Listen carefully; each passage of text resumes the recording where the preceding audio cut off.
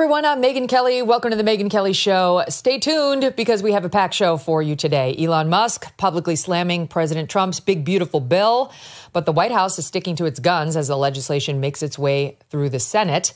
Plus, Jim Acosta holds a town hall in Washington, D.C. that's so bad it has to be seen to be believed. Unfortunately, no one did see it because no one showed up.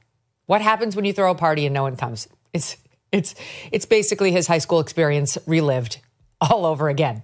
We're going to get to all the news today with Mark Halperin, host of Next Up with Mark Halperin on the MK Media Podcast Network, which is crushing it, along with former White House Press Secretary Sean Spicer and former Democratic strategist Dan Turrentine. Together, they are the hosts of Morning Meeting, the Morning Meeting on the two-way YouTube channel.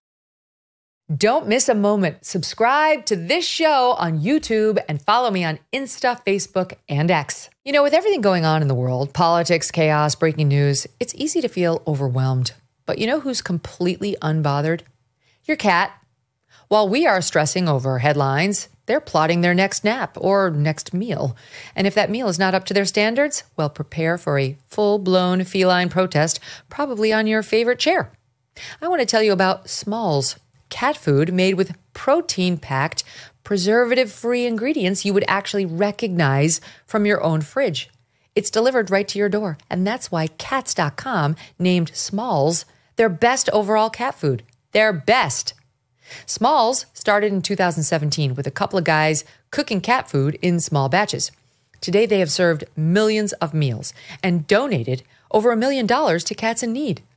Give your cat the food he or she deserves. For a limited time only, you can get 35% off plus an additional 50% off your first order by using the code MK. 50% off when you head to smalls.com and use the promo code MK. Very simple. Do that. Smalls.com. Use the promo code MK. 50% off. Promo code MK. Additional 50% off your first order plus free shipping at smalls.com. Guys, welcome back. All right, so we're going to talk about the big, beautiful bill and the Elon meltdown and all that. But we got to start with the news that just hit on Karine-Jean Pierre reinventing herself as an independent. This from, it's everywhere, but this is just from the New York Post right up, that she claims she's no longer a Democrat. She's coming out with a book, a memoir, hyping, says the New York Post, a, quote, broken Biden administration. They go on to say that it's a tell-all she's working on now, and it's going to be a look inside. Independent is the name of it. A look inside a broken White House outside the party lines, due in October. Hachette, which is publishing it, says Jean-Pierre did not come to her decision to be an independent lightly. In this book, she may focus her ire on figures aside from Biden. Quote, she has served two American presidents, Obama and Biden. She takes us through the 3 weeks that led to Biden's abandoning his bid for a second term and the betrayal by the Democrat Party that led to his decision. The tease goes. And she's going to regale us with a hard-hitting yet hopeful critique defining what it means to be part of the growing percentage of our fractured electorate that is independent, why it can be worthwhile to carve a political space more loyal to personal beliefs than a party affiliation, and what questions you need to ask yourself to determine where you fit politically. You've got to be kidding me, guys. Mark, thoughts on this? Well, this could go any number of ways. Thank you for having us back. I think I'm not sure how interested people are going to be on her view of being an independent. I didn't see much independence from her as a spokesperson, but as Sean well knows, in that job, you do need to, say what the boss wants you to say. There's a lot of story to be told. I've got some information about what happened during those 3 weeks, but no insider has really told the story. And a number of the people who were central to the cover-up, and I don't think she was, or the attempted cover-up, have never really been held accountable. No one's really gotten to any of them to respond to what they did. So it's possible that this could be the next big beat in the question of the attempt to cover up Joe Biden's cognitive decline and the effort to keep the nomination, which is, went on for several weeks until Nancy Pelosi forced his hand. So color me curious about her insider details, less interested in her view of what it means to be an independent. What a lie. Dan, you're a Democrat. She's going to tell us what it's like to be an independent. Why don't you talk to the Megyn Kellys of the world, who have literally voted until this last election, which put me over the edge on voting more for Republicans. But literally now I've voted in 9 presidential elections. God, I'm getting old. And I voted, it was 4 and 4 Dems, 4 Republican votes up until I voted for Trump again this last time. So it was 5 Republicans, 4 Dems. I've been a registered Democrat. I've been a registered Republican. And now I've been a registered independent for 17 years. That's what an actual political independent looks like. Not like somebody who worked for 2 Democrat administrations until they got the stank of desperation all over them. And she ran for the hills trying to pretend she knows what independence is. Yeah, just when I was hoping maybe we wouldn't have to talk about Joe Biden in the fall, now I think we're going to be talking again about Joe Biden in the fall and what was going on. I assume she's becoming an independent because she thinks the party's too moderate. I mean, I'd be surprised if she comes out and says the party's become too liberal, which in my opinion, it has. So I'll be curious kind of what her angle is. But, you're right. I mean, it'll be interesting because as you and your viewers may know, she was in a lot of hand-to-hand combat with people within the White House who didn't think she was qualified, who didn't think that her performance was very good. They basically said she often had to read from the briefing book and struggled to answer on her feet. And, she took a lot of pot shots. And so is she going to attempt to, settle scores with people that she thought were not supportive of her performance? Obviously, she's going to talk about, those 3 weeks and what they were doing. But to Mark's point, I mean, I'm going to be very curious which direction she goes. And of course, this is just going to bring it back to the center as the party heads into the midterms and tries to move past the debacle of Joe Biden and have to relitigate what was going on inside. It certainly sounds, Sean Spicer, like she's going to stick a knife in the people that help push Biden out from this line, again, from Hachette. She takes us through the 3 weeks that led to Biden's abandoning his bid for a second term and the betrayal by the Democratic Party that led to his decision. It certainly sounds like she's still on Team Biden. And I guess we're going to get a bunch of nonsense about how he could have done it. Yeah, no particular order, but a few points on this. When you've lost Karine-Jean Pierre as the Democratic Party, you're in big trouble. I mean, it should not be this easy for us because I can't believe if she doesn't stick with them, I don't know who that leaves you with, David Hogg. This is a problem from that. By the way, just for the record, this is her second memoir. I was just Googling this. She's only 50. I didn't think you could write 2 memoirs that quick back to back. Right. Look, here's the deal. I'll just put this out there. If you buy this book, then you should take singing lessons from me. And if you saw me dance, the singing's way worse. Because if you are dumb enough to believe that she's giving you any insight into what was really going on, then you really should turn to me for singing lessons. It's not good. She was literally the most epically unqualified person to hold that position. So if you are looking for her for any kind of insight or understanding as to what was going on, considering how unqualified and lack of access that she gotten, that's on you for wasting the $27.99. The way they pitch this is like, it's incredible how they're talking about her. I don't recognize the person they're describing. They write from the promo from Hachette on this. A hard-hitting yet hopeful critique. She defines what it means to be part of the growing percentage of our fractured electorate that is independent, blah, blah, blah, blah, blah. And then she says, as a history maker, veteran public servant, political analyst, and independent thinker. Political analyst and independent. By the way, the pitch went something like this. All right. If Jake Tapper can sell a book about the original sin, then why can't I be independent? I mean, that's how that went down, just to be clear, because there's no way that anybody thinks she's any of those things. But here's what's crazy. You have had press secretaries, yourself included, Dana Perino, Kayleigh McEnany, Tony Snow back in the day, who are smart people, Ari Fleischer, who are not, really, let's face it, utter morons who are just out there as mouthpiece. Obviously, Caroline Leavitt, too. Very smart person. But Karine-Jean Pierre is not on the list. All right. Even Jen Psaki, she's not a moron. But Karine-Jean Pierre is a total moron. You only need to have watched her for 2 days to have picked that up. Any random days throughout the entire 4 years of Joe Biden. Pick your days. Doesn't matter. You will see a complete moron up there. So there is literally nobody in the country who wants to hear her political analysis on anything. And just in case you doubt me, we just put this is a short little clip just to remind you of what we were subjected to during those very, very painful 4 years. Watch. The NORAD is part of it's a what you call a coalition, a consortium, a pact of nations. A pact, okay. Exactly. We did it clearly in step with Canada. 3 U.S. winners of the 2022 Nobel Prize, who won the Nobel Prize in chemistry, who won the Nobel Prize in physics, and who won the Nobel Prize. Noble. She thought it was noble. She said it so many times, and she thinks Canada is called Canada. Go ahead, Mark. Well, two things. One is it's really unfortunate that they gave her the job because she did make history. A black woman as press secretary makes history. They gave it to someone who wasn't qualified for the job. And that's not a denigration of anything but her and the people who gave her the job. It's really, really unfortunate. She should have been smart enough to turn it down. They should have not given it to her.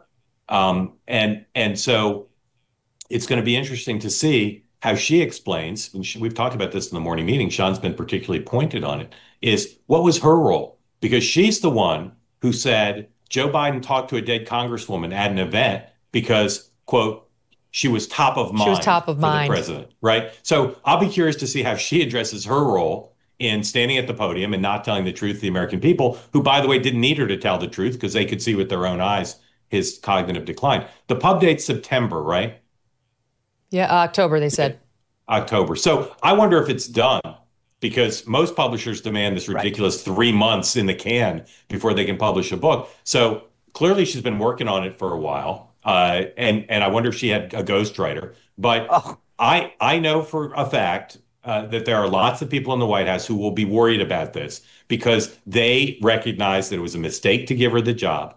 They tried to work around it. They wanted John Kirby, the national security spokesperson, to do more briefing. She was very territorial about that. So there are people who did not treat her great. And I suspect that there may well be a correlation between who comes off poorly in the book and who didn't give her the respect she thought she deserved. 100%. Megyn, real quick, to Mark's point, I just want to say this. If you are a person, look, I will admit I made several mistakes during my tenure. I've been very open about that. You and I actually had a very frank discussion back when I published my first book about this.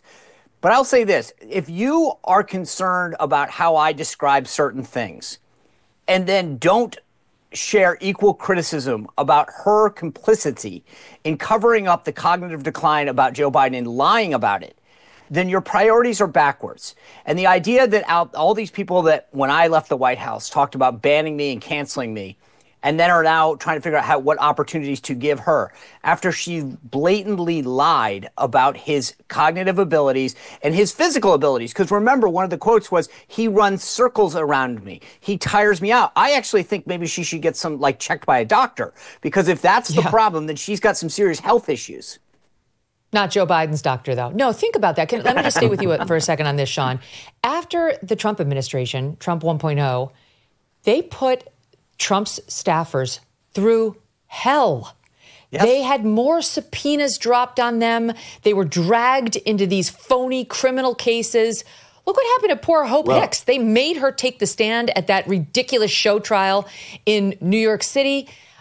Made his former staffers testify against him, not to mention just all the subpoenas around January 6th. They got dragged in front of Congress, all these hearings. Where are the congressional hearings on the cover-up of the Biden mental decline and the subpoena and the shunning of Karine-Jean Pierre? Mark clearly wants to weigh in, and then I'll go back to you, Sean. Those subpoenas may be coming, but the thing that's not on your list is employers in Washington and New York were told, do not hire these people. If you hire these people, you will be in trouble. People wanted to give people with Trump 1.0 experience positions at universities, and they were told, no, you cannot work at a university. And now it's a totally different story. I mean, I got protested everywhere I went when I did get one, or it was like, hey, can we run this agreement through a shell company, in Abu Dhabi, and then we'll allow you to do it after you sign the NDA. And they're openly not even asking the questions of her and Psaki. They both lied to our face. They lied about his abilities. They continue to lie, and nobody says a word. It's one thing, by the way, they're not even saying, well, we kind of saw it now. They're sticking by those lies. And Mark pointed this out earlier.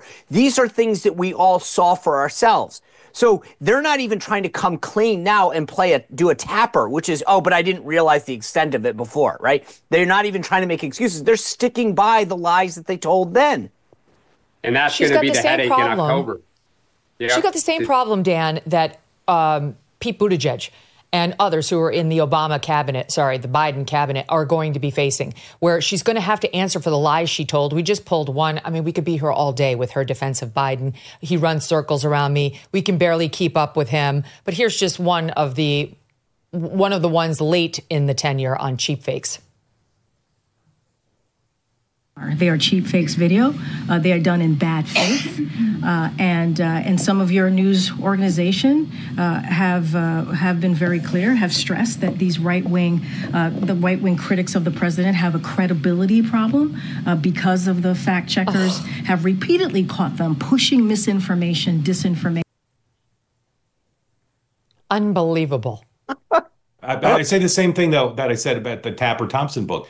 Her job is to lie for the president. It's unfortunate, but that's her job. The reporters in that room should have said, no, our colleagues running those videos are not running cheap fakes or deep fakes. Right. They're running C-SPAN footage. But look, it's not like, Sean Spicer, I've never heard Sean Spicer come out and be like, every word I spoke as the press secretary for Trump was heartfelt and 100% accurate. I have not heard him try to spin us like that. He understands what that job was, and so do we. Her trying to come out now and be like, I am a political independent, and I see the corruption, Dan, of both parties, and I will be your leader to the promised land of owning your own personal beliefs as opposed to just blind loyalty to these liars in office. Yeah, I mean, it has been cringe-inducing on so many levels the last month or so once Jake Tapper's book came out, and you had Elizabeth Warren, Bernie Sanders, all these people who, when asked, what did you know? What did you see? Literally, and they tried to change the subject. And we're moving forward. Exactly. When everybody knows and knew what was going on. Now, this is going to come back up in October. I think, Mark, you make a smart point. If she already wrote this, and it was before all the kind of media dust up that we've had now the last month, it'll be very interesting if she does dig in and try to convince people like Joe Biden still that all was well. He should have never gotten out. This ludicrous idea that he might have won. I mean, I think we might have lost 47, 48 states. I mean, the Senate would probably be 63 to, 37 or something of that nature. So Dan, who's this book for then? Like, who? You always have to think like, who's the constituency? I mean, look, there's always a few, Japanese soldiers on the island after the war ended that kept going. There are some in the Democratic base that, want to never give an inch, who think this is why are we talking about Joe Biden should all be about Trump and, his mental capabilities. And I don't know. I think maybe she hopes she can, buy a beach house or something if she sells enough books. But to Sean's point, who would buy this? I don't think, and that's the thing. I will tell you, I predict now that she doesn't hit 5,000 in sales. Yeah, I don't think anybody buys this. No one, because she doesn't have the access to know what really happened. Well, I mean, she might sell a few copies if she does name names and dime some people out. But I asked the same question about this book that I ask about most books, including ones by my friend. What was the advance and how big's the first printing? Because if they bet big on this, I think they're going to be disappointed. Oh, my God. I will say this. I've done a book with Hachette, so I know this process. And I will say I agree with everything that Mark just said. They look at numbers very clearly on past sales. Yeah. They were very clear. I mean, I'm not going to get into what my advance was, but again, that's all predicated on that. And I just don't see her being able to say, I can sell this to these people, because I don't know that people who are pissed in the Democratic Party want to buy a book that goes after John Kirby or Anita Dunn. And that, to me, that's inside baseball. That's a book club, not a... Sean, share a screen and put up your book contract. Yeah, which one? I've done 4. The Hachette one. We'd like to see it. Yeah, look, no thanks. She's never been an effective communicator. That was the irony of her being chosen for this role. She never, ever in the 4 years was able to get up there without reading. Just reading whatever she'd written down before she got out there. She doesn't have the ability to speak off the top of her head, extemporaneously. She's going to be a disaster on this book tour. If anybody even mildly presses her, it's going to be really uncomfortable. Hachette, you made a big mistake. You could probably still get out of it. I don't know. But I remember when I wrote my book, it came out in November of 2016, and the final changes had to be made by early August. So that was a little bit of a window. And if hers is coming out early October, she probably still can make some changes in the month of June to it. And she should write down a bunch of changes, which read as follows. Surprise, I'm actually not an independent. I'm still lying to you. I'm still the same old Democrat partisan hack I've always been. Yours truly, Karine-Jean Pierre. Okay, let's move on to the big, beautiful bill, which now the Democrats have come out with their own name for, the big, ugly bill, which is not clever. And it doesn't work in an alliteration way. Like, you've got to try harder. Dan, tell them they have to try harder. But what's happening around this bill is interesting because Elon came out and said this is an abomination, and he's going after it hard. Said, like, I can't hold it in any longer. I've got to say how I feel. It's awful. It's full of pork. I hate it. And the White House is saying, we know he doesn't like it, and really Trump doesn't care is really what they're saying. It's passed. It's gotten through the House. It hasn't yet passed the Senate. But here's exactly what Musk posted yesterday. I'm sorry, but I just can't stand it anymore. This massive, outrageous, pork-filled congressional spending bill is a disgusting abomination. Shame on those who voted for it. You know you did wrong. You know it. It will massively increase the already gigantic budget deficit to $2.5 trillion, triple exclamation point, and burden American citizens with crushingly unsustainable debt. Congress is making America bankrupt. In November next year, we fire all politicians who betrayed the American people, which in this particular case would mean virtually every single Republican in the House. And so far, we believe virtually every single one in the Senate who are likely prepared to pass this thing, though that's slightly uncertain. So what happens to the BBB? Who would like to take that one? I'll go. No, I think it passes. I don't blame you. I mean, look, in the Senate, look, there's two camps in the Senate right now. You've got the spend more types, the Lisa Murkowski, Susan Collins, who want more assurances, especially on the Medicaid front. And then you've got the sort of deficit debt group, which is 4 or 5. I mean, notably Ron Johnson, Rand Paul, Rick Scott. I think, look, I think that this thing squeaks it out like it's supposed to, and then it goes back to the House. So far, what I've been comforted in is the Freedom Caucus, led by Andy Harris and several of those members, have not drawn a big line in the sand unless it's, hey, if you add more spending, we're going to have a problem.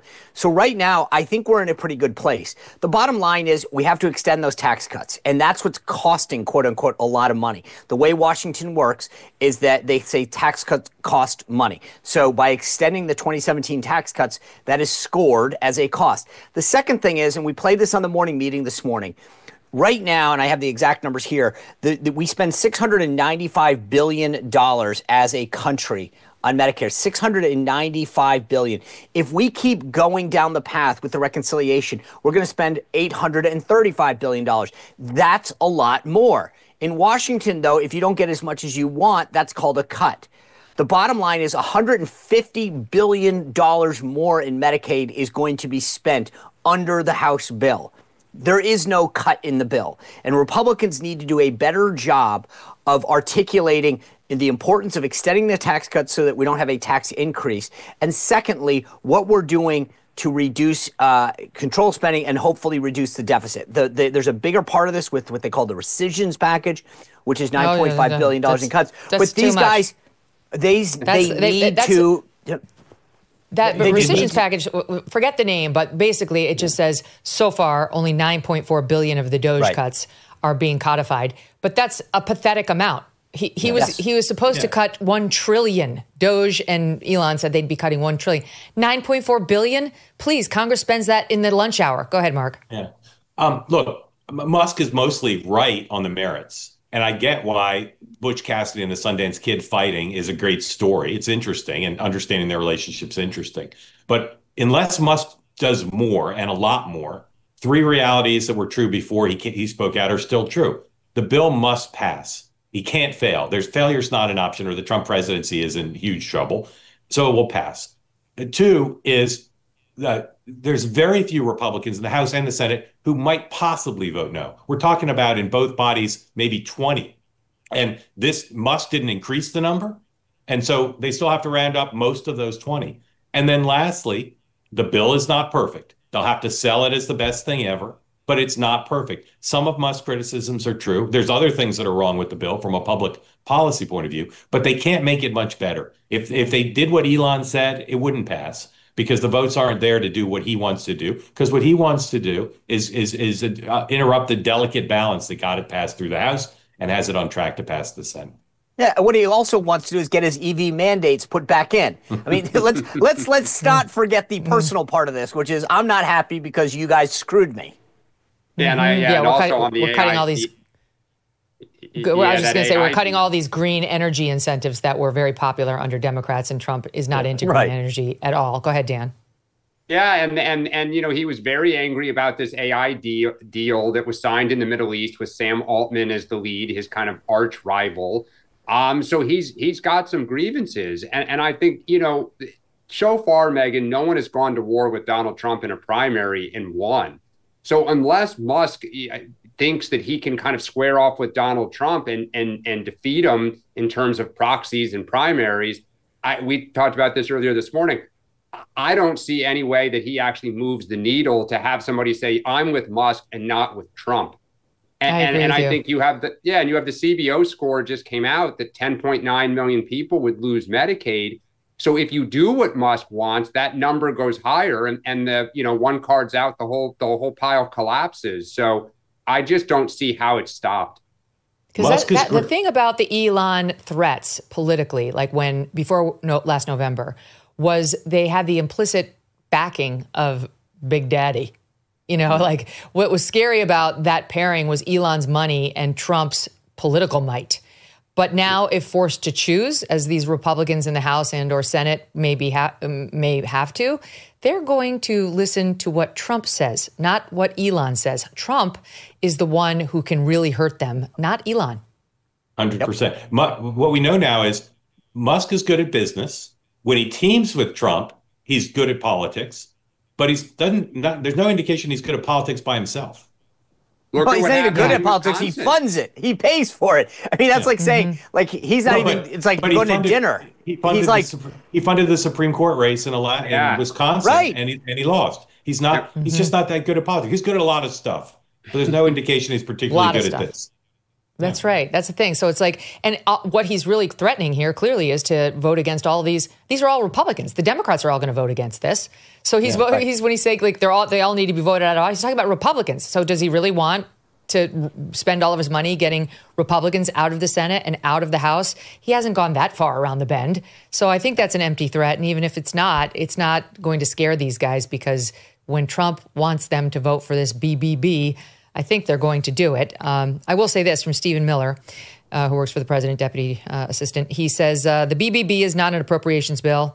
No, sorry, this is not the part I wanted to read. He writes the following. The lefty CBO says extending the 2017 tax cuts, preventing their expiration, increases the deficit. Some critics have seen this figure and claimed or implied the bill increases spending. Even according to the CBO, the bill cuts spending over $1.6 trillion. So when a libertarian, e.g. Rand Paul, attacks the deficit impact of the bill, they're attacking the tax cut. Honestly accounted, extending current tax rates has zero deficit impact, which is why the bill, because of its spending cuts, reduces the deficit. The bill has 3 principal sections: tax cuts, welfare reform, and immigration and border security. It is a dream bill. And really that piece of the border security is what is getting a lot of people on board, because Tom Homan has been jumping up and down saying, I need more money. if you really want me to start deporting people at the rates you're saying, I need more money. And that's in here. So I think that piece of it will be very popular. I still don't think it's going to change the deportation numbers dramatically. Does anybody disagree with me? Yeah. Not dramatically, but incrementally and consistently. I mean, this is a 4-year project, and there's still lots of people they'd like to deport. They haven't gotten yet to the sort of the tougher choices of categories in a mass way that they'll have to make. But they certainly could to deport more people with more resources.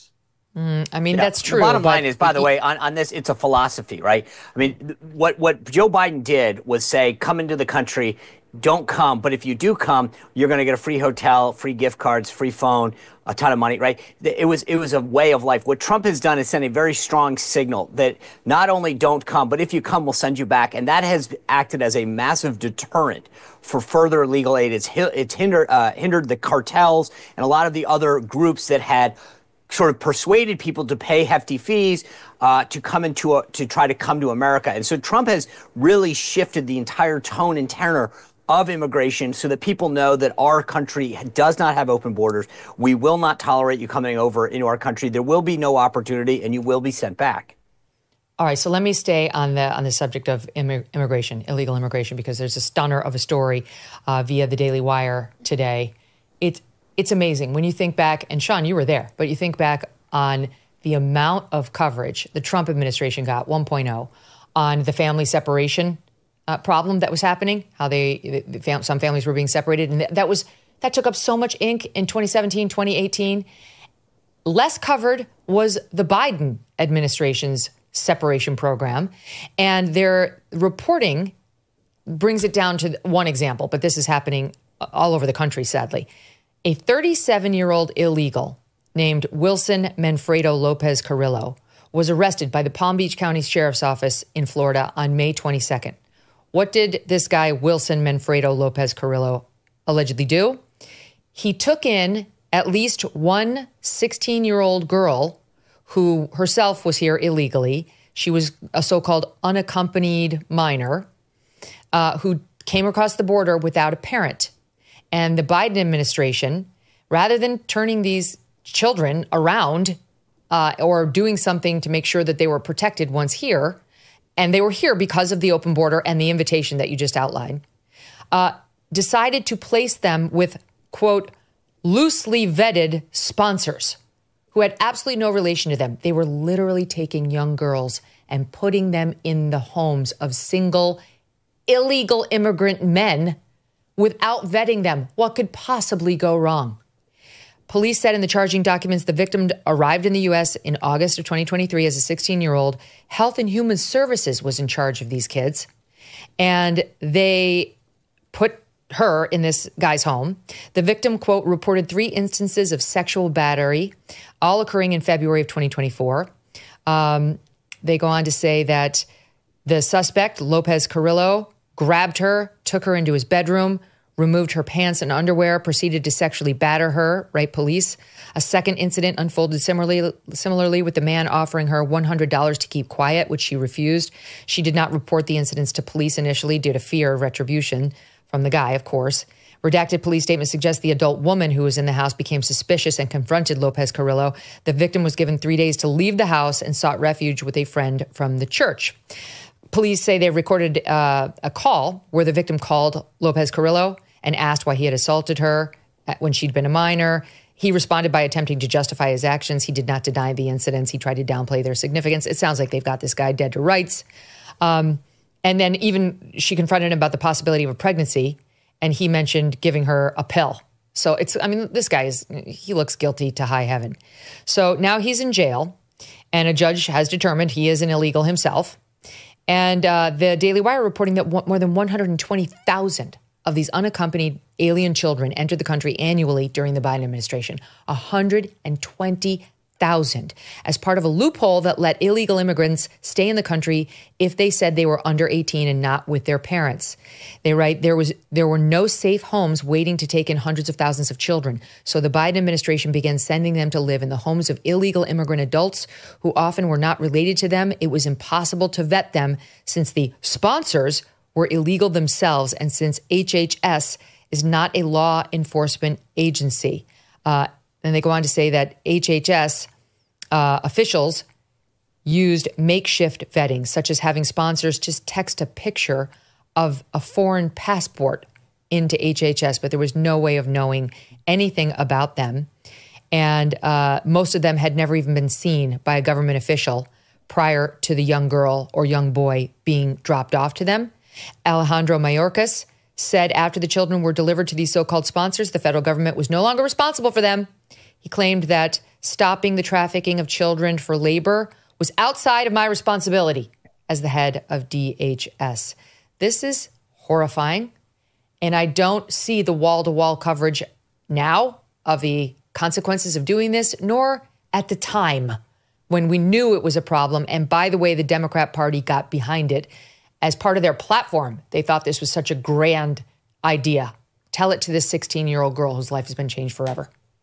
Here's why this is infuriating for two reasons. First of all, every administration's policies that impact people, particularly kids, need to be scrutinized. And as you suggested, there was excessive coverage of the Trump policy in Trump 1.0, but there needed to be a lot, and there was. Infuriation number one, the policy continued. The policy continued, and no one in the administration resigned over it. In fact, the resignations were largely people who thought they were too draconian in how they were treating people coming to the country illegally.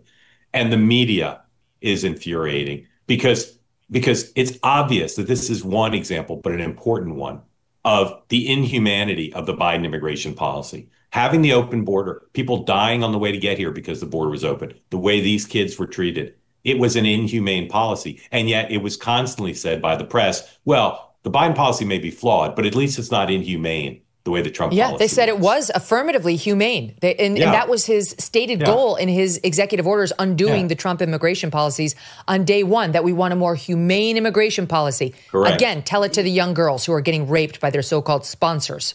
Correct. If you go back to why families... And just say real quick, there's many other examples on the face of it. You don't need lots of facts to know that the Biden immigration policy was inhumane. The fact is, when we talk about family separation in Trump 1, the reason that families were separated is that as young children, particularly women, girls, were brought over the border, if the two adults or single adult couldn't identify them in a positive way as being their child, then they were separated to ensure that that person wasn't trafficking the young girl in particular, right? That's happening so many times. That was literally the reason why this was occurring, because we couldn't confirm that an individual, a young child, was who they said they were, or that who the parent or the guardian said they were. So part of it was for their exact safety. This was the opposite of what Biden did. Allowed them to come in and say whoever they wanted to say they were. When you meet with border officials, that I've done down in Arizona, they'll tell you stories of these young individuals, and not just kids, by the way, it's actually adults as well. They get brought into this country through a variety of restaurants and other hospitality organizations, check cashing and whatever, where they're saying that there's this funnel. They get brought to cities and towns all over the country to perform these services, to work in different industries and different businesses that are run by cartels. This is well known. And what we were doing in the first Trump administration was trying to ensure that these people weren't brought in for nefarious purposes. Quite the opposite happened, as you described. The Biden administration knew the same thing and said, let's take the guardrails off and just assume that they're all here for the right reasons, which we know by the very nature of how they're coming into the country isn't. So what we're seeing right now, Dan, as Trump tries to clean up these messes that Joe Biden made, is the Democrats are out on the street, the left, out on the street trying now to actively stop ICE as it goes from city to city and make arrests of people like this Lopez Carrillo, trying to get them out of our country. And we saw some extraordinary videotape yesterday out of Minneapolis. It's South Minneapolis. It was just before noon. This is near Bloomington Avenue and East Lake Street, which is near the whole George Floyd-a-Palooza problem, where ICE officers and DEA and Minneapolis police, not to mention local sheriff and FBI, were there looking for illegal immigrants. And protesters came out. Witnesses had called for people to show up. And they tried creating a human barrier. The crowd grew within minutes. They tossed traffic cones and trash cans in the way of law enforcement vehicles. They shouted at the officers to go home. We could see them laying hands on the cops in some of the videotape. Let's watch some of what we saw. A group right here trying to block the police from leaving once again. They threw out a bunch of garbages. Now people are trying to create a line out here to stop ICE and FBI. That's your city. So get the fuck out! Right now! Back up! So that's what happened. The mayor actually came out after the fact. Jacob Fry, same guy who was kneeling at George Floyd's coffin with a mask on his face, said, by the way, this actually wasn't related to immigration enforcement. It was related to a criminal search warrant for drugs and money laundering. So why don't you just calm down? He was telling his own people. But this is how they responded. And we're seeing it in other cities, too, as ICE tries to go in there and do the job, again, of cleaning up the Biden mess. Your thoughts on it, Dan? Yeah, two things come to mind. The first is what you guys were talking about earlier in terms of the Biden administration and the press, kind of the Biden administration not accounting for these children, their terrible policy, the press not wanting to talk about it. The thought was that it was helping Democrats to push this under the rug, to not give it oxygen, when in fact it was hurting us. Voters knew it. Voters were hearing about it because there's alternative ways, alternative media platforms like your own that are immensely popular. So it wasn't being hidden. It was actually festering and becoming a huge political problem until the party realized too late. The second now is, Democrats are all the rage right now in the party. If you're in, K Street or you're going to all these confabs they're holding about how do we win again, is we have to make changes. We have to have ideas and we have to be bold. The thing that's missing is nobody wants to take the first step. This is not even 80-20, it's 90-10. Right? The public is overwhelmingly supportive of cracking down on drug dealers, of bad hombres, let's call them, and dealing with people who are here illegally. It's one thing to say, I object, in terms of just say you're on the Senate floor. It's another thing to get in their way and stop federal agents from executing the law. That's politically insane. And to I lay think this hands is on where them. Somebody needs to step forward. There's a whole host of issues this applies for. And say, enough. We were wrong. They are right. And support cleaning up the broken illegal immigration system. Yes, let's help. Let's help. I just want to give credit to the independent reporter, Nick Shirley, who was on the scene in Minnesota during those protesting and was doing the reporting there. So good for him. Sorry, Mark, you were going to say? Just some young reporters should put that video on an iPad and walk around Capitol Hill with a camera person and show that video to every Democratic member of Congress and say, what do you think? Wouldn't that be telling? Imagine. So you could go. You should definitely go to Hakeem Jeffries and ask him, because he's out there right now trying to demand that ICE agents, who are now in some cases wearing masks, that they be identified. He wants them to be unmasked. That they are masking to protect themselves and their families, which we'll get to in a second. And Hakeem Jeffries well knows it. And nonetheless comes out and says this in SOT 9. This is America. This is not the Soviet Union. We're not behind the Iron Curtain. This is not the 1930s. And every single one of them, no matter what it takes, no matter how long it takes, will, of course, be identified. And here is what Homeland Security had said. Acting ICE Director Todd Lyons had said 24 hours earlier, which made news everywhere. It was on our AM update. It was everywhere. He knew. He's objecting to the rationale that Todd Lyons provided, acting ICE Director, in this soundbite. Here it is, SOT 10. A lot of agencies were invited to come out 2 weeks ago in Los Angeles where we ran an operation where ICE officers were doxxed. So let's just say that again. People are out there taking photos of the names, their faces, and posting them online with death threats to their family and themselves. So I'm sorry if people are offended by them wearing masks, but I'm not going to let my officers and agents go out there and put their lives on the line and their family on the line because people don't like what immigration enforcement is. They are wearing those masks because we ran an operation with the Secret Service where we arrested someone that was going online, taking their photos, posting their families, their kids' Instagram, their kids' Facebooks, and targeting them So let me ask, is that the issue here, that we're just upset about the masks? Or is anyone upset with the fact that ICE officers' families were labeled terrorists? DHS adding today, Sean, ICE officers now facing a 413% increase in assaults. That's why they're wearing the masks. Hakeem Jeffries, well aware of that fact. Well, wait a second. I thought that the Democrats love people who wore masks. They've been arguing for the last 5 years that everyone should be wearing a mask, and now they're anti-mask. I didn't know that. Secondly, they didn't seem to have a problem when all of the Antifa folks were running around vandalizing cities, destroying property, attacking folks. They didn't seem to be concerned that the criminals were wearing masks, did they? And I think the last thing is, and this is what you talked to Dan about, at the end of the day, why are they not siding with law enforcement, right? This is so interesting to me. When I started in politics, the big differences were philosophical in parties and policy. We supported less government, lower taxes. The Democrats were more government, higher taxes, right? Different approaches to different policies.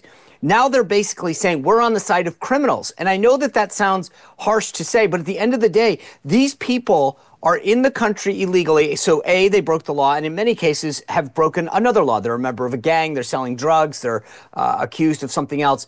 And the Democrats' concern is for the criminal, not the law enforcement individuals and their families who are putting their lives on the line to protect us and whose families are dealing with the consequences.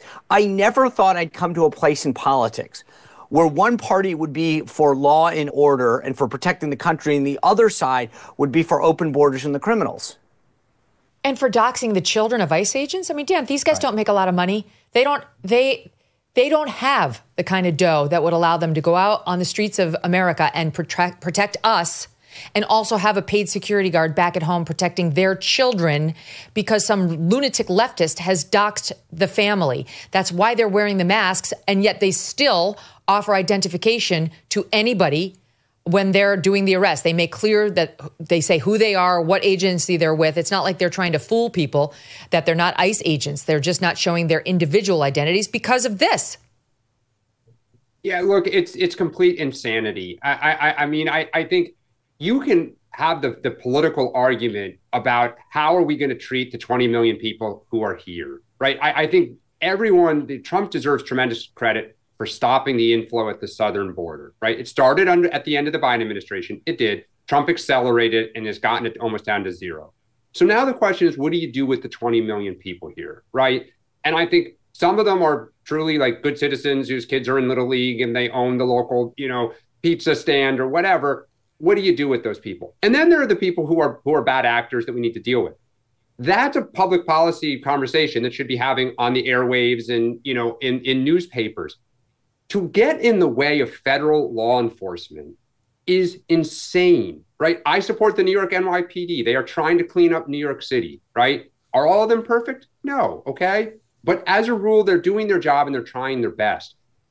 You want to debate Donald Trump on it, fine, but don't touch the agents. Don't try to interfere with what they're doing. Just as we said on January 6th, Capitol Police were, trying to protect the Capitol. We can't turn around and say, go after these people. It's insanity. No. Can I just say this, politically speaking? Policy. Politically, though, Hakeem Jeffries is the leader of House Democrats. He's putting them in a box. It's one thing if AOC spouting off. She does that all the time, and not everyone has to care. She's not in a position of leadership. But when Hakeem Jeffries says what he said about law enforcement, every rank-and-file Democrat, every candidate for office that they're trying to get to run has to answer for that and has to understand where the position of the party is. He's really screwing his own caucus when he does stuff like that. Well, and that's, I'll just say this quickly, Megyn. The problem Hakeem has is he's terrified of the base. Nancy Pelosi was of the base trusted her. They gave her rope to kind of move the party to the middle to try to win elections. Hakeem's problem is he does not have the base. And so, Sean, to your point, I bet in that caucus meeting, the majority of the party is saying, WTF, Hakeem? Like, what are you doing to us? Because now we have to go home. That is a fringe element, thank God, I believe, in our party. But he makes it seem like they're the majority. Right. So you're saying the base is still, that the base is normal or the base is not? I can't figure out within the Democrat Party whether they're still normies or they've been completely taken over by the radical left. Unfortunately, it may be the latter, but we're working on changing that. We got a new think tank. All right. There's one man who may be ready to take up that mantle. You guys all know him. His name is Rahm Emanuel. We'll talk about what his plans seem to be after this quick break. More with Mark, Sean, and Dan. Don't go anywhere. And we've got to get to the Jim Acosta party to which no one came. Let's talk about that car you own but don't use. The one you're paying to keep registered and insured, that's taking up space out front and it's just sitting there doing no one any good. You have a choice. You can give Cars for Kids, that's Cars with a K, a call and have them take care of it for you. Just give them the info and they will come to you as soon as the next day and take that car off your hands at no cost to you. Even better, they will turn that car into funds to help kids. So visit carsforkids.org/MK. That's Cars with a K, and then the number 4 to donate, or call Cars for Kids directly at 1-877-CARS-FOR-KIDS, and they will get that car picked up quick. Plus, you can get a tax deduction and a vacation voucher. They've been around for 30 years, and they've done this over 1 million times. Call now or head on over to carsforkids.org/MK right now and get it done. That's carsforkids.org/MK. Remember, that's Cars with a K. Let's spend a minute on some foreign policy issues because there's a shocking, although not, story involving some Chinese nationals here in the United States in the press today. You know, you hear this stuff, it's like straight out of a spy movie. You can't really believe this crap goes on, but it does. And the FBI is weighing in on it, Kash Patel in particular. Here's the story, citing here the information from the New York Times and the Department of Justice. 2 people, Karine-Jean, 33, and Zunyang Lu, 34, who are Chinese citizens, have been charged in a criminal complaint with conspiracy, smuggling goods into the U.S., false statements, and visa fraud, according to the U.S. Attorney for the Eastern District of Michigan, Jerome F. Gorgon Jr. It appears that the male half of this, Mr. Liu, has fled back to China, so he's probably not going to be facing justice anytime soon. But the female half of this couple, Karine-Jean, is in a whole lot of trouble. The FBI arrested her in connection with allegations related to the pair's smuggling into America a fungus called Fusarium graminearum. Fusarium graminearum, which scientific literature classifies as a potential agro-terrorism weapon. Ms. Jian was arrested and booked in the federal courthouse in Detroit. They were in a romantic relationship. She's 33, he's 34. U.S. authorities say when he arrived in the country, carrying small bags of the fungus, which causes a disease that can cripple wheat, barley, maize, and rice, not to mention make animals and humans extremely ill. They were getting it on. And he tried to lie. A sharp-eyed customs agent at the Detroit Metropolitan Airport found the baggies. So right on, sir or madam. And Mr. Liu first denied that they were his. That's Vanessa, that's not mine. And eventually admitted to smuggling them so that he could conduct research on his little baggies at the University of Michigan laboratory where his gal pal, Ms. Jian, was working, according to the criminal complaint. He stated that while he was in the U.S., quote, he would have free access to the lab at the University of Michigan on some days. Other days, his girlfriend would give him access to the lab to conduct his research. The complaint also offers evidence of another instance, an earlier one, in which the pair may have smuggled material. Messages exchanged, listen to this, between the two indicate she may have successfully hidden material in her shoe on a 2022 trip, according to the complaint. Other messages cited in the complaint suggest that in early 2024, Ms. Jian arranged for another associate in China to mail a book with a plastic baggie hidden inside. They also say they have a written pledge they found of hers, pledging loyalty to the Chinese Communist Party. This fungus can be not only very damaging to winter wheat crops, but can cause vomiting, liver damage, and reproductive defects in humans and livestock. Kash Patel, head of the FBI, saying on X, this case is a sobering reminder that the CCP is working around the clock to deploy operatives and researchers to infiltrate American institutions and target our food supply, which would have grave consequences, putting American lives and our economy at serious risk. Your FBI will continue working tirelessly to be on guard against it. I mean, I feel about this like the way I feel about a lot of women in my Connecticut town where they talk endlessly about their fellow female friends, more like they're frenemies than that they're friends. And we seem to want a relationship with China. We seem not to want to recognize that they are out to undermine us at every turn, and they're buying up our agro, and they've taken over our movie making industry, that they've bought large portions of big sports like the NBA. And we want to pretend that this is fine, but they actually are out to get us, Sean, and not just out to like take advantage of us, but like potentially to kill us and poison our food supply, which is a problem. Yeah, well, look, that's the fundamental thing. China is an existential threat to our military and economic well-being. Full stop. They do it with TikTok. You mentioned our agribusiness, our tech transfers, stealing our IP. I don't know why anybody needs to be reminded of this. They are our enemy. And I'll give them credit. They stepped up their game, right? With COVID, it was like, hey, let's develop this in a Wuhan lab and send it over. This time they're like, hey, let's just bring the fungus straight to America. Right. This is unbelievable that we're still trying to figure out how to have a dialogue with them. They are our enemy. Now, on a funny side, on a lighter note, Megyn, when I see stories like this, I just imagine having to go in and brief the president on this and just having to be like, Sean, you got to make it clear there will not be a fungus among us. Like that would be if there was a light part of it, but there's a serious piece of this that we keep trying to have this discussion about them being a responsible stakeholder and a win-win solution. They don't want to have that. They want world domination. We stand in their way. Like, just to be clear, this fungus was coming over to take out our ag industry, to wipe out our crops. If this doesn't come through at some point after COVID, nothing will. And I'm also thinking, guys, about the Marco Rubio policy of, you're out of here. You're over here on a student foreign visa, and I have any reason to suspect your interests are not consistent with those of U.S. foreign policy. You're out. And he got all sorts of blowback for that, Mark. But you look at these examples, like the University of Michigan, one of our best universities, wide open to these Chinese nationals. Like, come on in and bring your fungus. Why don't you smuggle it in your shoe? Terrific. And bring your boyfriend, too. I love living in the freest country in the history of the planet. And I think it's important to understand and have relationships even with our most bitter rivals. But they must just laugh at us in Beijing.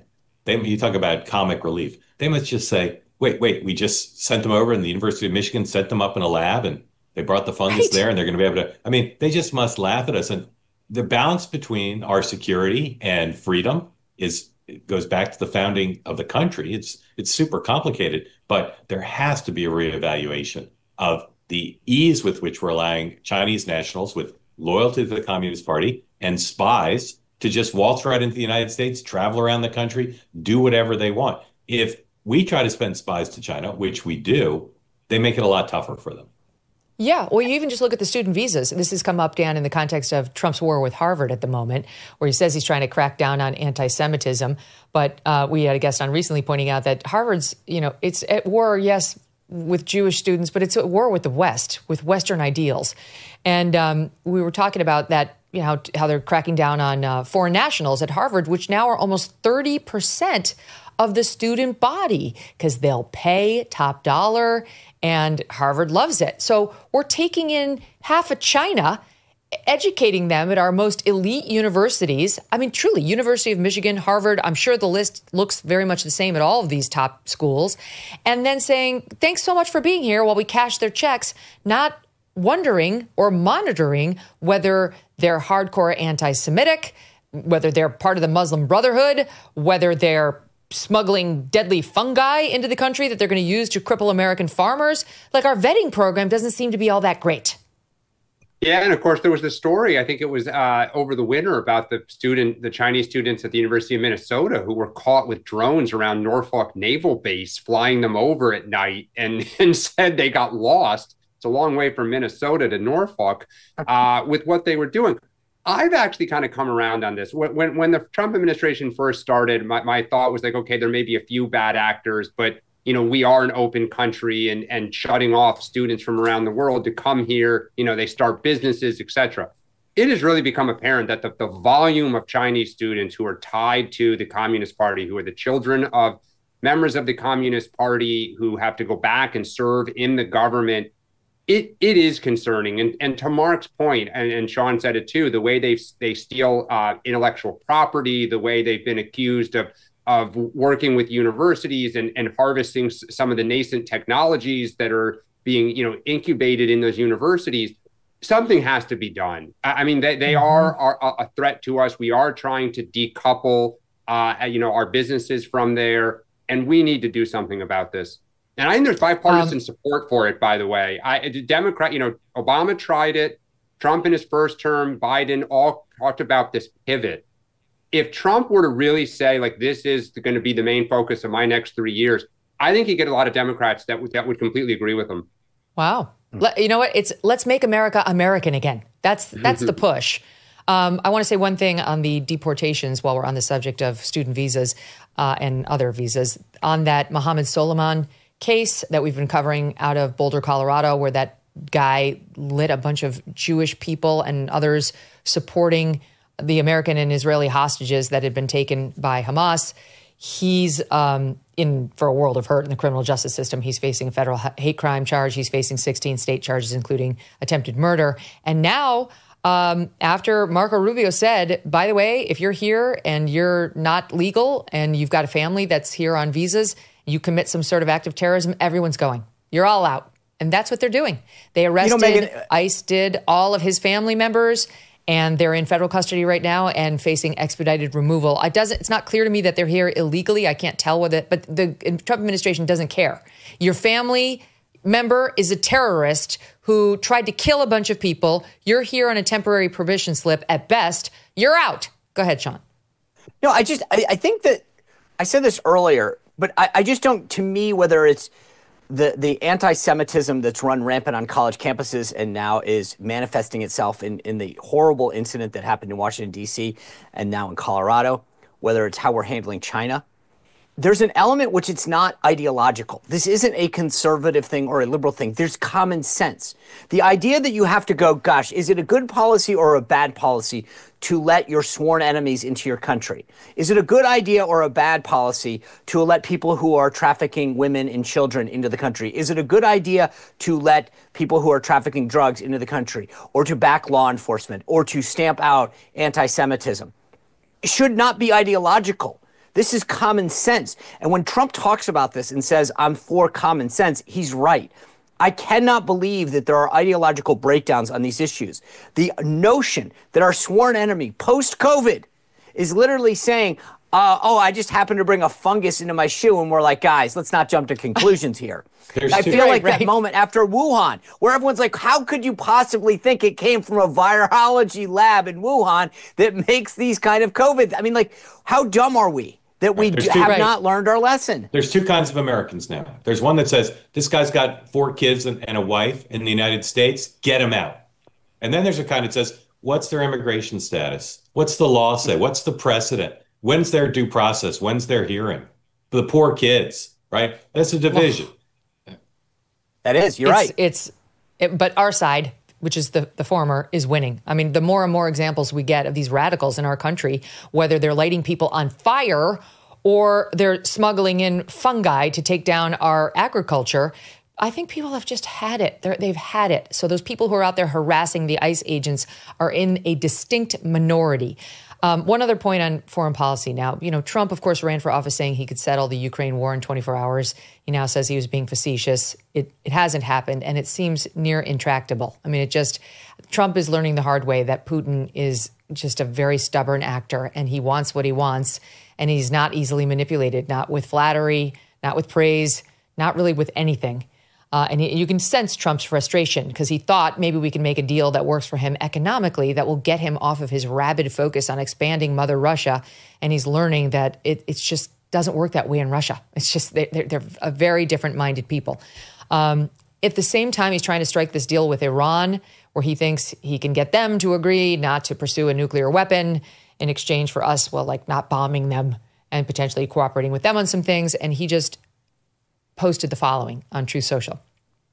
I just finished speaking by telephone with President Vladimir Putin of Russia. The call lasted approximately 1 hour, 15 minutes. We discussed the attack on Russia's docked airplanes by Ukraine, and also various other attacks that have been taking place by both sides. It was a good conversation, but not one that will lead to immediate peace. President Putin did say, and very strongly, he will have to respond to the recent attack on the airfields. We also discussed Iran and the fact that time is running out on Iran's decision pertaining to nuclear weapons, which must be made quickly. I stated to President Putin that Iran cannot have a nuclear weapon, and on this, I believe we were in agreement. President Putin suggested he will participate in the discussions with Iran and that he could perhaps be helpful in getting this brought to a rapid conclusion. It's my opinion that Iran has been slow-walking their decision on this very important matter, and we will need a definitive answer in a very short period of time. Look, I don't know what's going to happen on Ukraine, but if Putin will help us on the Iran problem, that's a plus. And we should be finding some areas where we can cooperate with Russia as opposed to just treating them like they are enemy number one, which they really have never, well, not never, but haven't recently been to the United States. What do you make of the truth, Sean? Look, I appreciate, I really do, what President Trump is so sincere when he talks about getting peace. He really, like, I've seen him up close. He means it, and I appreciate that about him. I really like how he wants that state back. He was so proud, and rightly so, of the 4 years that he had in office initially, where we really had a steady state around the world. Russia hadn't annexed or attacked any land in 4 years, which wasn't the case prior. North Korea had settled down. China, Hamas wasn't going the way it was now after Israel. So I appreciate everything he's doing. But Iran is a sworn enemy. Just listen to what they say, death to America. Like, I get everyone wants to get a deal with them, but they can't be trusted and they want to kill us. So they'll kind of, for those, you know, like as they would say at Shark Tank, for those reasons, I'm out. I do think that on the Russia thing, again, I appreciate what President Trump's trying to do here. But Putin isn't just stubborn, he's evil. And the man wants to do bad things. And I think we've said, hey, the clock is out. We've given you some time. We're trying to get there. At some point, we have no choice but to really isolate you and feel the consequences of this. Really start putting economic sanctions, not just on Russia, but on those that they do business with. He doesn't seem worried about those, Sean. I get it, but I'm just telling you. Trump's already said we might drop secondary sanctions, meaning we're going to sanction all the countries that stay in business with you. Right. And Putin seems to be like, I'm good. Yeah, but we'll see what happens if he really does.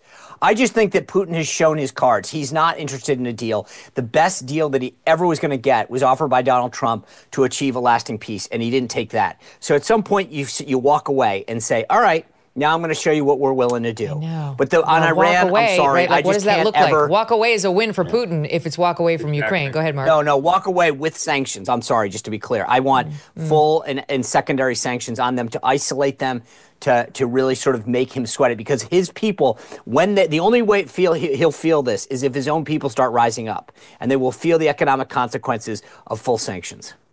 I've got a new program, you may or may not have heard of it, Megyn, called Next Up. It's amazing. Everyone loves it. Thank you. I did an interview with David Ignatius, the Washington Post columnist, who knows as much about this war, I think, as anybody on the planet.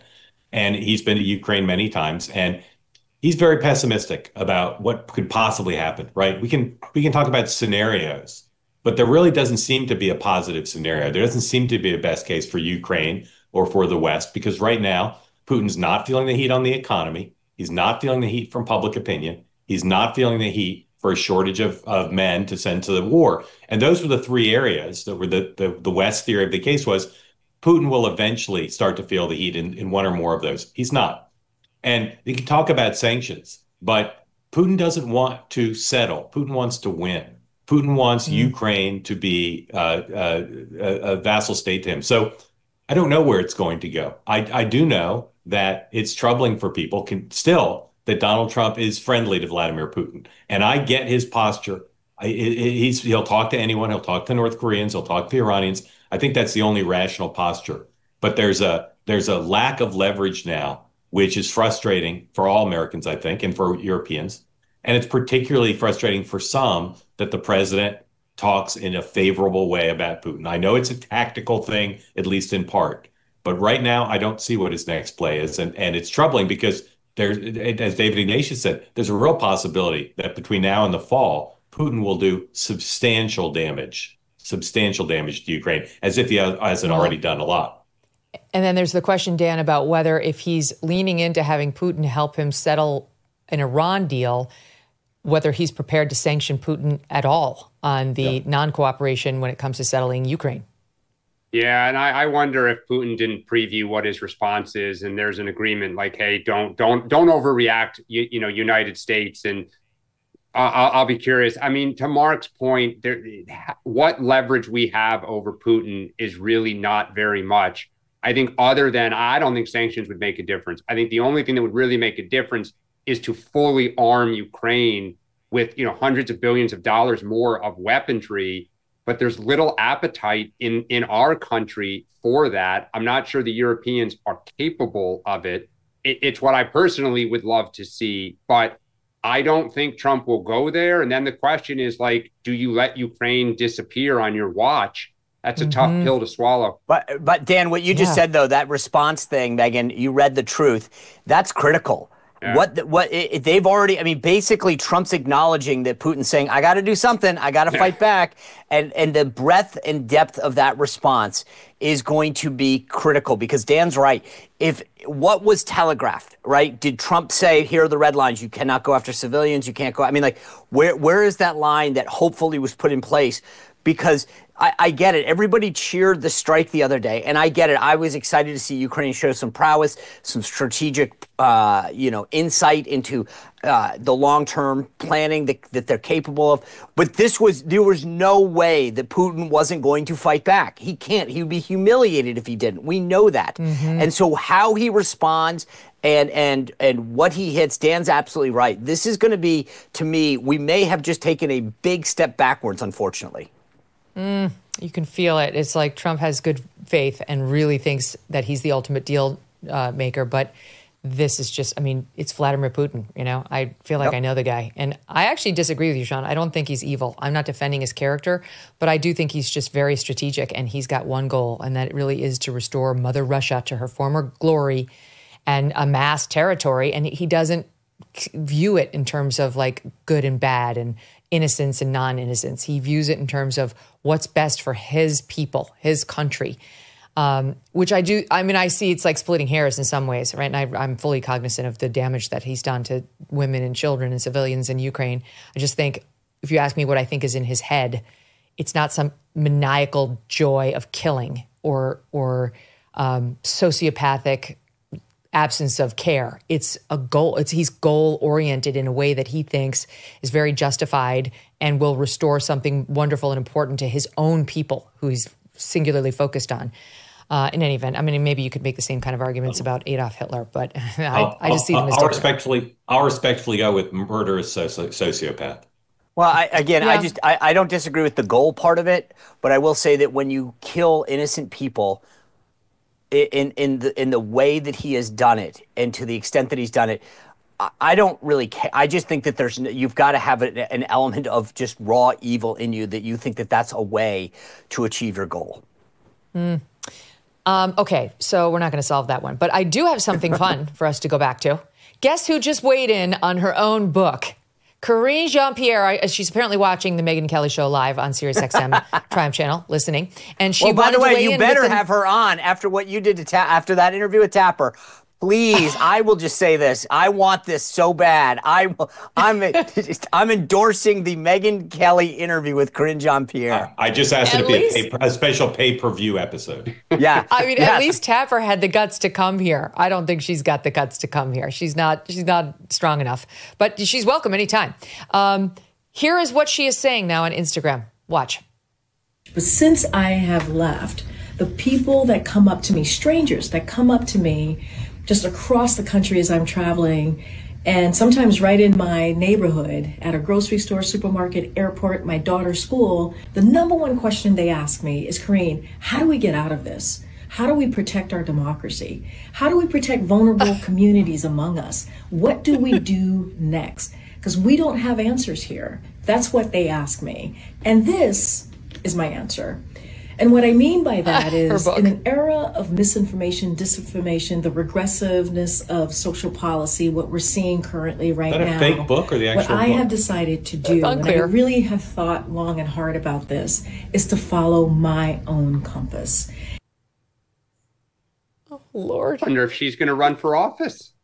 I wonder if this is all teed up for the fall to get into a primary. Is she a DC resident, or she live in Maryland? Or I thought New York. Somebody better bring me the smelling salts. What? Yeah. What did you just say, Dan? I do. I mean, hearing that message, it makes me think she is thinking of running for office. This book is her launch. But did she leave the Democratic Party? Because if she did, she'd have to run for office as an independent. Hello, this Bernie is the big Sanders. one, Elizabeth. This is the big one. Elizabeth, I'm coming home. By the way, if you are looking for answers, if you're looking for answers to anything in Karine-Jean Pierre's book, it's the equivalent of looking for like medical advice at a Home Depot. You will not find it. Okay, but was she holding like a fake book with empty pages and the cover, or is she's used to that? She knows how to do that well. Fake book with no pages. She lives in Queens. Yeah, you're right. Good point. New York resident. Yeah. It's but yeah, you raise a good point. Why would she leave the Democratic Party to run as an independent? Why, I mean, it would because Mayor Adams is like as an independent. Because she's looking at the Eric Adams political strategy. Oh my God, Karine-Jean Pierre. I mean, I realize we have like Jasmine Crockett and Mazie Hirono and other absolute morons in our Congress, but she is too dumb to hold office. We cannot keep playing down to the lowest common denominator. These people actually do have a little bit of power. They must be stopped. The candidacy must die in its crib. That's all that there is to say. Maybe she primary Schumer. But she cannot have a political career. No. Or AOC. She could. I was just looking to see, because AOC is part of Queens. I was just looking up here quickly who else represents part of that district. Stay tuned. Oh my God. Oh boy. That would be spectacular, actually. I would love to watch those two. I mean, AOC can run circles around Karine-Jean Pierre when it comes to her oratory, her rhetorical skills. And she's actually tried to do some things as a congresswoman. Karine-Jean Pierre is just, all she's going to do is get up there and say, the first black and the first lesbian and the first woman ever to hold this job or ever to run against AOC in this particular district. I don't know. That only gets you so far. Good luck with that, madam. Okay, somebody who does appear qualified to run for president. I don't know that he's going to do it, and I don't know that he could win, but he's the first one who's possibly raising his hand who has interested yours truly. I don't care about any of the rest of them. But I do think Rahm Emanuel is an interesting name to have in the mix. And I'll tell you what I find interesting about him. He's strong. He's not one of those wussy, pathetic, soy boy Democrats who you're like, ew, what is that? That's not even a man. He's tough. You know, Hannity used to call him Rahm Deadfish Emanuel. He's a ball buster. He's not somebody like Chris Murphy who's got to be like, and I fucking mean it. You know, Rahm Emanuel can swear. He knows how. It comes naturally. He is kind of a bully, which is okay. I mean, that's fine. That you can get some shit done being that way. So I got to tell you guys, he's not woke. He seems interesting to me. And if I were a Democrat, I'd be feeling somewhat hopeful about him. Dan, where am I going wrong? Well, I think everything you said is right. I think he's serious. I think the fact that he's a bully, his biggest problem would be getting through a primary because about half the party despises him. And, which half? You know, this is over 30 years of being in the trenches. Some of it is from when he was mayor of Chicago. There was a young boy that was murdered or killed by a police officer. He would not Laquan McDonald? Yeah, he would not release the video camera. So there's some that have not forgiven him. But you go back to 2005 when he took over the Democratic Congressional Campaign Committee. We had just lost 2004 to George W. Bush. We didn't control the Senate. We didn't control the House. One of the first things Rahm Emanuel did when he took over, the DCCC, as it's known, was full of all these contracts that were just complete political patronage, right? There was a black firm and a Latino firm, and like money was handed out all over, not because of your performance, but to take care of constituencies. Rahm fired all of them. He said, we're all about winning. I'm going to hire the best and the brightest. If they're all one gender, one race, whatever, I don't care. It's about winning. Now, he ran an excellent set of campaigns. We won. But he's made enemies with that type of, you know, damn the torpedoes. I'm going to do what I think is right. I think he's one of the smartest people there is in the party. I think what he's saying, that we don't have any agenda, that we're culturally disconnected, that we need to not just be anti-Trump, he's 100% right. I haven't heard what it is that Rahm is going to focus on. I imagine it's coming, but his biggest challenge is going to be getting through a Democratic primary. 100%. Okay, just wait. I'll give you the floor. I just want to tell people why I'm talking about him. It's not just an admiration society. He gave an interview to the Wall Street Journal last week and teased a possible White House run. They pointed out he's secured contracts with CNN and the Washington Post to provide commentary. He's been on the speaking circuit. He appears to be laying the groundwork for a presidential bid. He'll be a headliner at a September fish fry for Democrats in everyone all together. Iowa. Yeah, he calls the party's brand toxic, weak, and woke, a nod to culture issues that he thinks the Democrats have been losing. He's positioning himself as a savior for the party. He's playing the populist card. The American dream's become unaffordable, inaccessible. The system's rigged. It's corrupt. And on the subject of whether he might potentially have to take on a friend of his, J.B. Pritzker, who's the current governor of Illinois, in a possible run for the Democratic nomination, they say, let's see, they'll have a real debate. Voters will be lucky. We'll have a debate that we didn't have in 2024. So he certainly doesn't tamp it down. By the way, if the Democrats nominate J.B. Pritzker for their nominee, I'll be thrilled. Do it. I can't wait to talk about the Pritzkers and their love of transing children. We will talk about it ad nauseum on the show, and his weird, I think it's first cousin, who's a man pretending to be a woman and really wants your little boy to be female too. So good luck with that. Keep going. You were going to say, Sean, your thoughts on Rahm. I agree with Dan's assessment. He's a political animal. I've known Rahm a long time. He was on the budget committee when I was the comms director there 20 years ago. The guy is an animal. He's a fighter, and none of this woke crap would be in his lexicon. He understands what it takes. And for all of those reasons, they will never get him through a primary. And I also think the other issue is he's too far now. He's the opposite of Elizabeth Warren. He's hung out with all the private equity guys. He hangs out with the wrong people, to put it bluntly. And for those reasons, he won't be able to get through a Democratic primary. He's not woke enough. He's not progressive enough. But look, I judge candidates on the Democratic side as do they worry me? He's got the political gravitas, the instincts, the messaging to do well. But if I ever thought that he'd get through there, I'd be a little bit more worried. He will not make it through a primary, full stop. So it's a very weak. It's a very weak field. So anyone who's got any strength, you can't dismiss.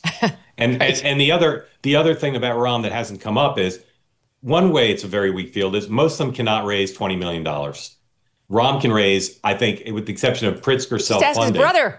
Yeah, exactly. His brother Rahm Emanuel can give it all to him. Ari could write a $200 million check and might. So easily.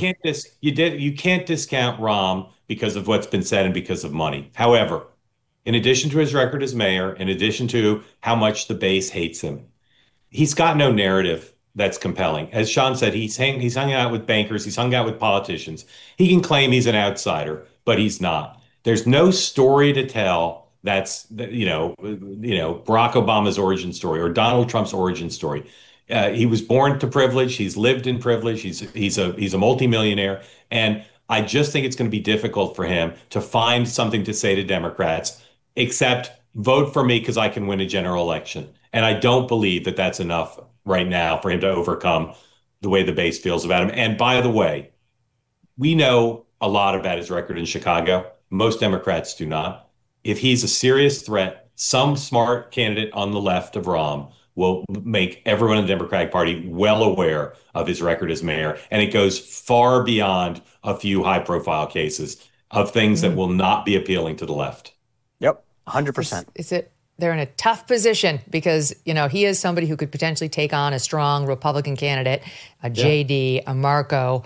But yeah, they won't let him make it through the primary process. Maybe. Well, I mean, we'll see. But it's interesting to see some people starting to raise their hands, starting to say, maybe me, consider me going to Iowa. I can't, we just got through this, but it's starting already. Okay, we got to take a break. We're going to come back, and then we're going to have some fun at Jim Acosta's expense. I mean, who doesn't want to do that? We'll be right back. These days, personal safety is not something that can be left to chance. Whether at home, on the road, or just living everyday life, having a reliable way to protect yourself and your family is crucial. That's why Byrna is the choice for so many.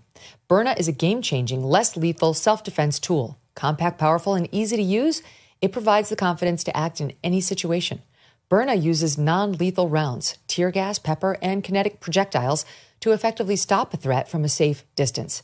And the best part? Byrna can be shipped directly to your door, and it's legal in all 50 states. Byrna is proudly American with products hand-assembled in Fort Wayne, Indiana. Sometimes a firearm is not the right option, and Byrna provides a powerful alternative. Protect what matters most with Byrna. Visit Byrna.com, that's BYRNA.com/Megyn, to receive a 10% discount and learn why thousands of people and law enforcement agencies are adding Byrna's less lethal protection. Byrna, non-lethal self-defense, always ready. Homeowners, you need to listen to this. In today's AI and cyber world, scammers are stealing home titles, and your equity could be the target. Here's how it works. Criminals can forge your signature on one document, use a fake notary stamp, pay a small fee with your county, and just like that, your home title can be transferred out of your name. Then they try to take out loans using your equity, or they even sell your property. You won't even know it's happened until you get a collection or a foreclosure notice in the mail. So when is the last time you checked on your home title? The answer is probably never, but you need to do something about that right now. Home Title Lock can tell you if you're already a victim. Use our promo code Megyn at HometitleLock.com and you will get a free title history report, plus a free 14-day trial of their $1 million triple lock protection. That's 24/7 monitoring of your title, urgent alerts to any changes, and if fraud does happen, they will spend up to $1 million to fix it. Don't be a victim. Protect your equity today. Go to HometitleLock.com. Use promo code Megyn. That's HometitleLock.com, promo code MEGYN. Okay, so Jim Acosta, after he voluntarily left CNN, is now trying to have like a tour of sorts where he's going to have people come watch him, or so he thought. The Free Beacon with an amazing piece on how it's going. Andrew Stiles wrote the piece. Jim Acosta throws lamest party ever, even by DC standards, where you're kind of expected to be somewhat of a loser. Okay. This guy wrote a great piece, so I'm going to read from part of it. There are some tickets left, Jim Acosta told his Substack followers a few hours before taking the stage at Lincoln Theater in Washington, D.C. to host a live town hall version of his online chat show he started after his voluntary exit from CNN earlier this year. He wasn't kidding. The lineup for the first and apparently only stop on the Fire Within tour would struggle to draw a crowd almost anywhere else in the country. Rosie O'Donnell, Jasmine Crockett, an assortment of professional Trump haters whose names you would not recognize unless you're the sort of mentally deranged liberal who owns an Anthony Fauci prayer candle and refuses to watch CNN because it's right-wing propaganda. Only the most delirious of hyper-online partisans could stomach the pretentious tagline, fueling courage, defending freedom, igniting truth. Shockingly, people weren't drawn to it, guys, and didn't show up. Venue staff informed the Free Beacon that the upper balcony, comprising nearly half of the venue's 1,200 seats, was closed for reasons that were soon obvious. Generously estimated, the lower section was roughly 3/4 full, about 500 people. As the night wore on, it became clear that a significant portion of them were either members of a federal employee union invited to denounce Trump or had personal or professional connections to one of the, quote, performers. First up, Michael Fanone. This was the guy we were told we were not allowed to criticize because he was a cop on J6, and you were not a patriot and you hated cops. If you noticed that he was a rabid partisan who was suffering from very serious TDS. You were a cop hater if you said, I don't really believe him. He sounds deranged. So he gets up there and do we have okay, and I'll just tell you what he says. Okay. Setting the tone for the show, Fanone laments, we're in a tough fucking spot. Acosta agrees. We are. He's not afraid to express his feelings with expletives. House Speaker Mike Johnson is a petty bitch, surrounded by cock-sucking colleagues, not to be confused with the unelected Trump supporters who are dick-sucking ass clowns. Forgive me. This is dirty even for me. Then came someone named Olivia Troye. I don't know her, but she was a... Okay, thank you, Troy. She's a former Republican who spoke at the Democratic National Convention. She's lamenting the loss of the federal bureaucrats who got fired thanks to Doge and Trump, saying it's super upsetting. And I have to say to you that the American people, They may not recognize it right now, but they will realize it in time. The incredible treasure that they've lost. Okay, that wasn't it. Jim Acosta welcomed from across the pond Rosie O'Donnell, who has moved to Ireland to flee Trump and all of his supporters. And here's a little bit of how that went.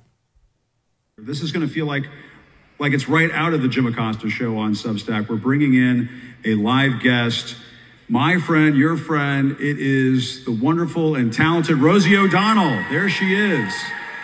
How you doing, Jim? I'm doing great, Rosie. How are you? I'm well. Everybody showed up. How's the crowd? Not too bad. It's looking good. There's one person in Washington who's probably not pleased that Rosie O'Donnell is being beamed into the Lincoln Theater just down the street from 1600 Pennsylvania Avenue. I can't imagine what's going through his mind right now. The Irish have taken you in. They're top of the morning to you, Rosie. Oh, my God. Yes, I'm sure Trump was very upset, guys, to see Rosie O'Donnell appearing in front of a couple hundred people at a Jim Acosta town hall. What is he doing? And you tell me why so few people want to help him in his quest to fuel courage, defend freedom, and ignite truth. Do we know what the ticket price was? Free. We must have it somewhere. It's not in front of me. It was probably free because usually at those events when they can't put butts in seats, they run around trying to find people who will just possibly sit there. I'd be curious what the VIP seats went for. There weren't. Let me just say this. There weren't any. That's a serious question. I want to know. Who's a VIP at a Jim Acosta town hall? She says, by the way, she loves living abroad. She loves living abroad, and she points out that she loves it in part because the only people who like Donald Trump are taxi drivers, those disgusting losers who have to drive cars for a living, unlike Rosie, who's on record as saying that she got so famous she didn't think any laws or rules applied to her. So she's not like a loser taxi driver. That's Rosie, woman of the people. Go ahead, Sean. So I know something about crowd size. And let me tell you, that was not worrying Donald Trump. Okay, I'm going to tell you right now, that is not even getting on his radar. Number two, I will just help him for the next one. And I'm just thinking of how we can connect the dots in some of these segments. What if he leads Karine-Jean Pierre's book launch? Because I think that together, that would be a huge audience for her. So, I mean, I know it's not a lot at all, but that's probably as many books as she'll sell total. That's a good point. That'd be a great way for her to launch. Right. Or she could go on Chuck Todd's podcast or streaming show, which has fewer viewers than are present as guests on this show right now. They gave out awards. They gave out awards to Miles Taylor, the mid-level bureaucrat who wrote the anonymous op-ed in the New York Times about being part of the resistance. He got an award. Tara Setmeyer, the former Lincoln Project advisor, got a Defender of Woman award.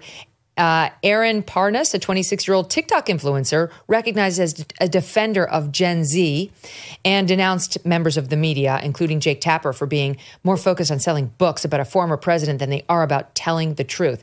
And Jim Acosta really wanted people to lean in on the taco messaging around Trump, which is the lamest attempt to take him down. It stands for Trump always chickens out. And they're trying to make this a thing. Acosta attempted some jokes, and this is in part how he started the night in SOT 24. You guys know this, but it's taco night here at the Lincoln Theater in Washington, D.C. There's a taco right there. This gentleman's wearing a taco on his head. What is going on? My God. The tacos only come in one flavor. That would be chicken. That's right. God, that is so cringy, Dan. I insist you take responsibility for him as a fellow Democrat. Yeah, you know what's hard about it is for all those who want to say that he and others during the first Trump term were serious journalists and that they had no partisan bent. It's really hard when they turn around and start doing this and have people like Rosie O'Donnell and you know the like. I don't know what he's doing. I guess he's trying to make some money and he lost his job. And I can't imagine he's going to make a lot of money doing this. But, you know, this is not helping the Democratic Party move forward. I'll just leave it at that. God, no. Here he is trying to get like a rock concert thing going with the lights. OK, just like when you know you're dying on the vine, just wrap it. You can just wrap it. You don't have to do cell phone lights, but he did. Here it is, SOT 27. It may feel like we are surrounded in darkness right now, but I think what you just heard here from these gentlemen up here, from Tara, from Aaron, from Miles, is that there's still a lot of light left in all of us. And it would mean something to me if you carry that message with you as we leave this theater here tonight, that this is not a country that is being plunged into darkness. This is a country that can find its way back to the light. Do you know, a few months ago, that guy was the host of a news program on a network that claims to be objective.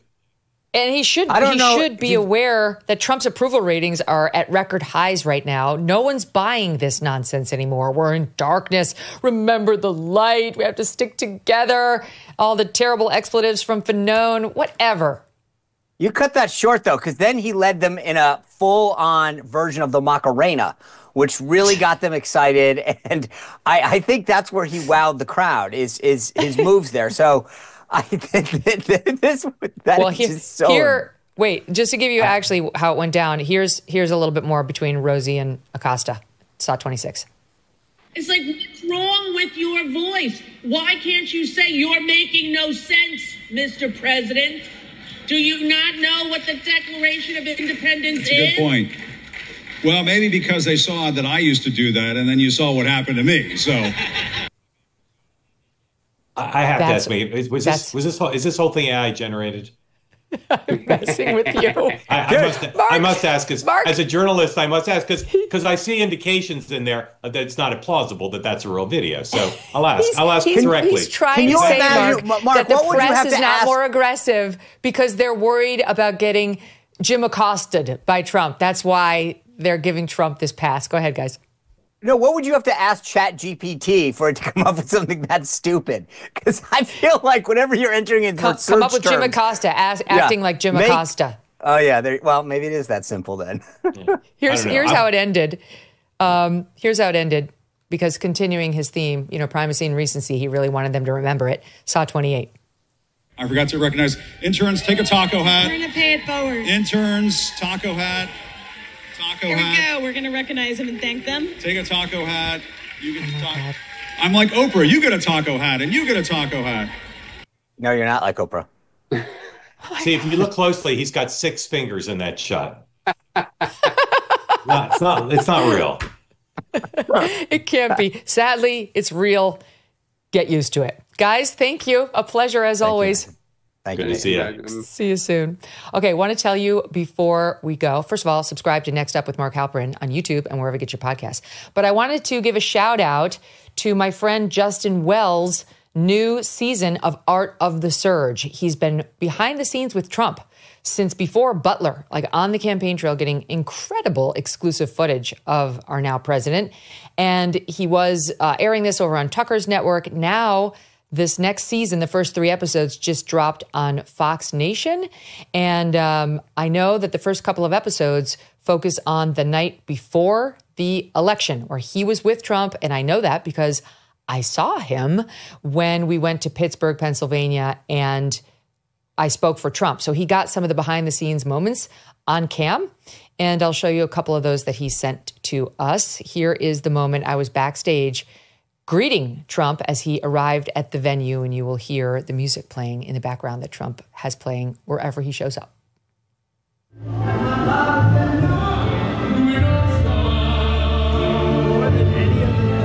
11 hours till polls open. You haven't lost the step. Oh, wait, can I get a selfie? Yes. It was very cool. I have to say, he pulls up in the Beast, and, well, it wasn't officially the Beast because he wasn't yet president, but like the big motorcade, and you're backstage, and you can hear the crowd going wild, waiting for him to come, and, he comes in, could not have been more gracious, of course, and then a little bit more between yours truly and Justin Wells. Before I was about to go out and speak, this exchange was with one of Trump's guys, but about what to expect, because I had no idea whether I was going to speak alone. Was Trump? They were like, he might call you up. I'm like, what does that mean? Here's a little bit of that. I've never done this before. So, when I get up there, should I keep it tight? Should I how long should I go for? Keep it somewhat tight, but trust me, he'll kind of lead you in the right direction. I'm sure he's going to throw things at you, and you guys are probably going to communicate. Okay. I'll get some more clarification. Will it be like a co-bit? Like we'll be very well co-hosting? It very well might be. Okay. Real quick, All right. I'll be right back. Thank you, guys. Thank you. It was fun. For part of that, I had my family backstage with me, and they were super excited. And then they went out into the venue, and in those moments before, you don't know. I mean, I too can get, I don't know, not totally nervous, but like a little, it was unfamiliar, so I didn't know what to expect, and I didn't want to let the president down, the then candidate Trump down. And you know what? It wound up going very well, and most importantly, it wound up going very well for him the next day, and as a result, for all of us. So good luck to Justin Wells with The Art of the Surge, now airing on Fox Nation. Check it out.